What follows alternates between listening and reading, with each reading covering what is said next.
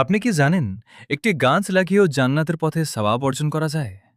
রাসূলুল্লাহ সাল্লাল্লাহু আলাইহি ওয়াসাল্লাম বলেছেন, যে ব্যক্তি একটি গাছ রোপণ করে বা কোনো ফসল ফলায়, তারপর তা থেকে মানুষ, পাখি বা কোনো প্রাণী খায়, তবে তা তার জন্য সদকা হিসেবে গণ্য হয়।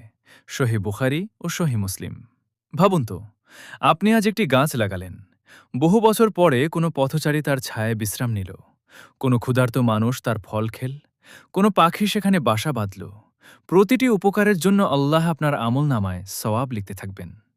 এমনকি রাসূল সাল্লাল্লাহু আলাইহি ওয়াসাল্লাম আরও বলেছেন, যদি কিয়ামত এসে যায় এবং তোমাদের কারো হাতে একটি চারাগাছ থাকে, আর সে যদি তা রোপণ করতে সক্ষম হয়, তবে সে যেন তা রোপণ করে। এ হাদিস আমাদের শেখায়, একজন মুমিন কখনো ভালো কাজ করা বন্ধ করে না। পৃথিবীর শেষ মুহূর্তেও সে কল্যাণের বীজ বপন করে। তাই আসুন, আমরা প্রত্যেকে অন্তত একটি করে গাছ লাগাই। এটি শুধু পরিবেশকে সবুজ করবে না, বরং আমাদের জন্য হবে একটি চলমান সদকা, সদকা এ জারিয়া। আল্লাহ আমাদের সবাইকে বেশি বেশি গাছ লাগানোর এবং তার সৃষ্টির উপকার করার তৌফিক দান করুন। আমিন।